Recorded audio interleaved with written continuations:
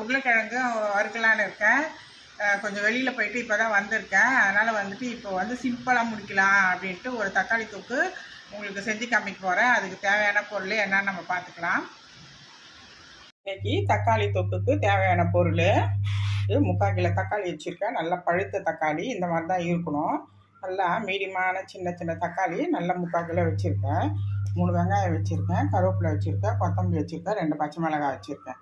இது வந்து நம்ம தாளிப்பு கொடுக்கறதுக்கு வெறும் சோம்பு மட்டும் இருக்குது. எண்ணெய் வந்து கடலை எண்ணெய் வச்சுருக்கேன்.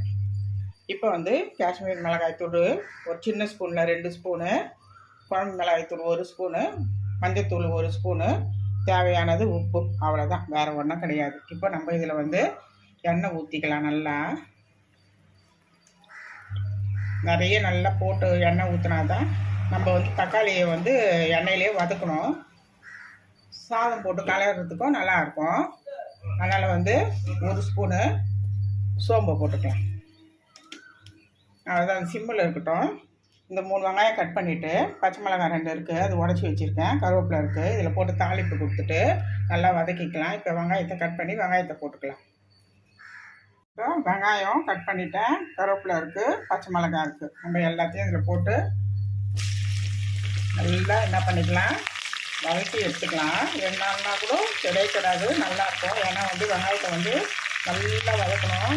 அந்த இது கண்ணாடி பாத்திரம் போயும் திரும்பவும் நல்லா வதக்கணும்னா தான் இப்போ காலையில் வச்சு நைட் சாப்பிட்லாம். இன்றைக்கி வச்சுட்டு நாளைக்கு வச்சு சாப்பிட்டோம்னா தொக்கு நல்லாயிருக்கும். ஒரே ஒரு சூடு மட்டும் பண்ணி நம்ம வச்சுக்கலாம். ஏற்கனவே உங்களுக்கு சொல்லி கொடுத்துட்ருக்குறேன். வெங்காயத்தை வந்து நல்லா வந்து வதக்கி எடுத்துக்கணும். இப்போது நல்லா வெங்காயம் வதங்கட்டும். அதுக்கப்புறம் நம்ம தக்காளி கட் பண்ணிக்கலாம். இப்போ வெங்காயம் நல்லா வதங்கி வந்துடுச்சு பாருங்கள். கொஞ்சம் அந்த ப்ரௌனு நமக்கு தெரியணும். அப்போ தான் அந்த பச்சை இதெல்லாம் நல்லா போயிட்டு நல்லாயிருக்கும். 2 நாள் வச்சு சாப்பிட்டா கூட சூப்பராக இருக்கும். இப்போ வந்து தக்காளி கட் பண்ணி வச்சுருக்கேன். இன்னும் கொஞ்சம் தக்காளி இருக்குது. இதை போட்டு அப்படியே வதக்கினே நம்ம கட் பண்ணிக்கலாம். இதுவும் பாருங்கள் நல்லா நைஸாக கட் பண்ணி எடுக்கிறேன். அந்த மாதிரி கட் பண்ணினால நம்ம என்ன ஆகும்னா டக்குன்னு மேட்ச் ஆகும். தக்காளி இந்த மாதிரி நல்லா பொடிசாக கட் பண்ணிக்கணும். இது கூட வந்து கொத்தமல்லி போட்டுக்கலாம், நல்லா வாசனையாக இருக்கும்.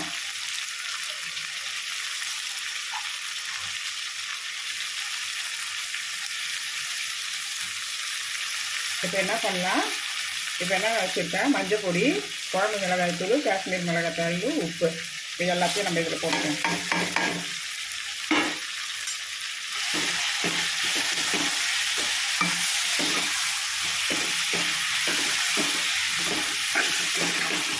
இது நல்லா வதங்கணும். நல்லா வதங்கி நல்லா அந்த உப்பு போட்டதுனால என்ன ஆகுனா நல்லா கரைஞ்சி நல்லா குழம்பு நல்லா சாதன்னு தொக்கு நல்லா அது அப்படியே வந்துகிட்டே இருக்கும். நம்ம நல்லா வதக்கிட்டே இருக்கலாம்.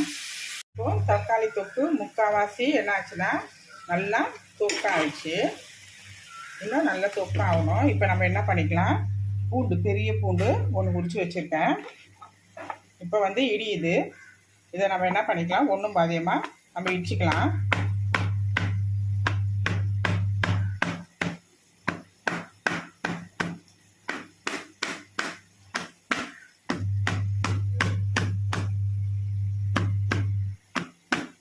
இந்த மாதிரி நம்ம இடித்து போட்டுக்கலாம். அவ்வளோதான், இவ்வளோதான். ஒன்றும் பாதியமாக இருந்தால் போதும். ரொம்பவே மேஷ் ஆகணும் அந்த மாதிரி ஆகணும்னு அவசியம் கிடையாது. இது வந்து ஃப்ளேவருக்காக தான் நம்ம லாஸ்ட்டாக போடுறோம். அது நல்லா வாசனையாக நல்லா சூப்பராக இருக்கும். இப்போ இன்னும் நல்லா மேஷ் ஆகி வரணும். இந்த பூண்டு என்ன ஆகுனா இதுலேயே அந்த இன்னும் பாதி தான் வெந்திருக்கு. தக்காளி இன்னும் பாதி வேகலை. இந்த வேக்காட்லேயே பூண்டு நல்லா வெந்துடும். சூப்பராக இருக்கும் சாப்பாட்டில் வச்சு சாப்பிட்டோம்னா. இப்போது இன்னும் நல்லா சுண்டி வரட்டும். இப்போ லாஸ்ட்டாக என்ன பண்ணலாம், கொஞ்சம் நெய் இருந்தால் நெய் ஊற்றுங்க, இல்லைன்னா பரவாயில்ல விட்டுடலாம். நான் லாஸ்ட்டாக கொஞ்சம் நெய்யை ஊற்றுவேன். ஏன்னா வந்து சாப்பாட்டில் பேசி சாப்பிட்றோம், இட்லியில் தொட்டு சாப்பிட்றேன், நல்லா கம்மன்னு நல்லா வாசனையாக சூப்பராக டேஸ்ட் நல்லாயிருக்கும். இப்போது தக்காளி தொக்கு நல்லா கரெக்டான பதத்துக்கு நல்லா சூப்பராக நல்லா கலர்ஃபுல்லாக நல்லா வந்துச்சு பாருங்கள். அதுக்கப்புறம் வந்துட்டு நம்ம நெய், அதான் ஆப்ஷன், இது இருந்தால் ஊற்றுங்க, இல்லைன்னா விட்டுருங்க. நான் எப்பவுமே கொஞ்சம் நெய் ஊற்றுவேன், வாசனையாக கம்மன்னு இருக்கும்ன்ட்டு. இப்போ வந்து கொஞ்சம் நெய் போட்டுக்கலாம்.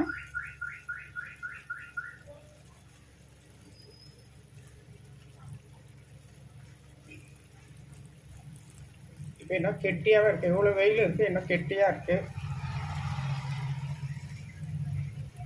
போதுமான அளவு நல்லா ஷைனிங்காக தகன்னு நல்லா வந்துடுச்சு பாருங்கள். அவ்வளோதான், சிம்மில் வச்சுட்டு இன்றைக்கி இதை ஆஃப் பண்ணிக்கலாம். தக்காளி தொக்கு, சூப்பரான தக்காளி தொக்கு இப்போ ரெடி ஆயிடுச்சு.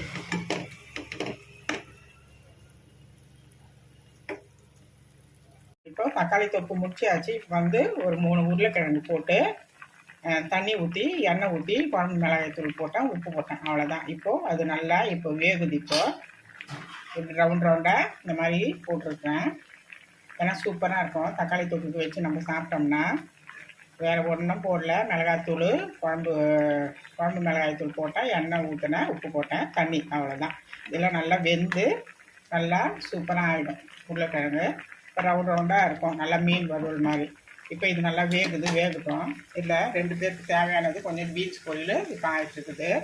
இதுவும் முடிஞ்சிச்சு. ஒன்றும் இல்லை, தேங்காய் போட்டால் கொஞ்சம் மிளகாத்தூள் போட்டால், எண்ணெய் ஊற்றினேன், 2 பூண்டு தட்டி போட்டேன், அவ்வளோதான். ஒரு சிட்டிக்கு உப்பு போட்டேன், அவ்வளோதான். முடியுது பீன்ஸ் பொரியல். அது இப்போ உருளைக்கிழங்கு தான் இப்போ ஆகுது, இப்போ ஆகிட்டுருக்குறோம். அப்புறம் நம்ம ஒயிட் ரைஸ் வச்சுக்கலாம்.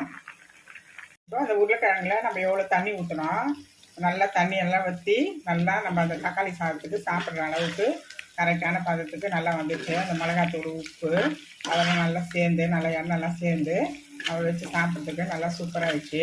எவ்வளோ தண்ணி ஊற்றி எப்படி ஆகிடுச்சு பாரு, அவ்வளோதான். எதுவுமே குழையில ஒன்றும் ஆகலை உருளைக்கிழங்கு. இப்போ நான் வந்து உங்களுக்கு இப்படி கட் பண்ணுறேன் பாருங்கள், நல்லா சூப்பராக வந்துடுச்சு, அவ்வளோதான். இப்படியா ஒரு உருளைக்கிழங்கு அப்படி நம்ம அழுத்தி பார்த்துக்கணும், வெந்து தான் நடுவுலன்ட்டு. நல்லா உடனே இந்த கரண்டி இறங்குது, அவ்வளோதான். சும்மா 2 பேருக்கு தேவையானது உங்களுக்கு செஞ்சு காமிச்சிருக்கேன். நீங்கள் இதே மாதிரி ஒரு 4-5 பேருக்கு செய்யணும், சாப்பிட்ணுன்னா புளி சாதத்துக்கு, லெமன் சாதத்துக்கு, எல்லாத்துக்குமே அது சூப்பராக இருக்கும். இது கூட இஞ்சி பூண்டெல்லாம் போடக்கூடாது, நல்லா இருக்காது ஒரு மாதிரி. நம்ம இப்போ மதியானம் வச்சு சாப்பிட்டோம், காலையில் கட்டி நம்ம ஊருக்கோ அந்த மாதிரி எல்லாம் எடுத்துகிட்டு போயிட்டு நம்ம இது மாதிரி சாப்பிட்டோம்னா இந்த மாதிரி தான் நம்ம செஞ்சு எடுத்துகிட்டு போகணும். ஏன்னா இஞ்சி பூண்டு எல்லாம் பேஸ்ட் எல்லாம் போட்டோம்னா அது ஸ்மெல்லும் நல்லா இருக்காது. அதுக்கப்புறம் வந்து ஒரு மாதிரி ஒரு மூசன வாசனை வந்துடும். அது மதியானம் இப்போ காலையில் கட்டி ஒரு 2 மணிக்கு சாப்பிட்றேன்னா அது வந்து நல்லா இருக்காது, அது வேறு ஸ்மெல் வந்துடும், நல்லா இருக்காது.